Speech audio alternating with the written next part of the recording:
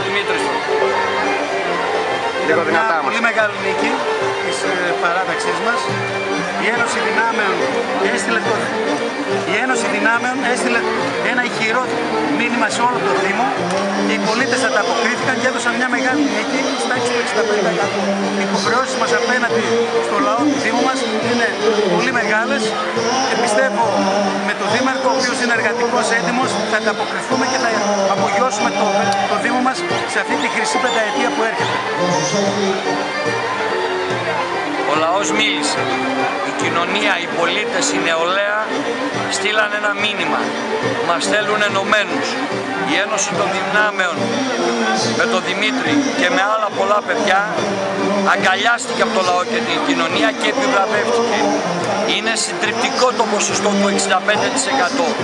Διέψευσε στις Κασάνδρες οι οποίες είχαν προδιαγεγραμμένο το τέλος μας. Αποδείχτηκε ότι ο λαός και ξέρει να εκτιμάει και να αναγνωρίζει το έργο και να εναποθέτει τις ελπίδες του για το μέλλον στο πρόγραμμά μας.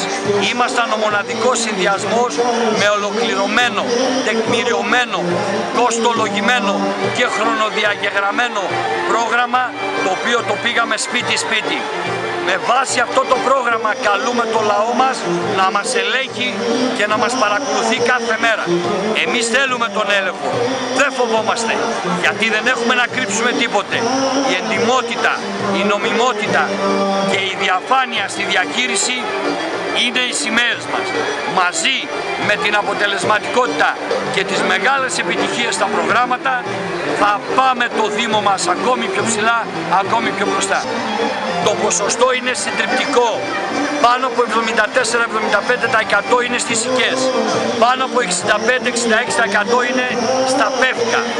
Πάνω από 56-57% είναι στον Άγιο Παύλο.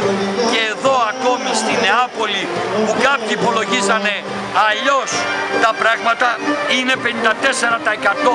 Είναι νίκη θριαμβευτική σε όλες τις ενότητες.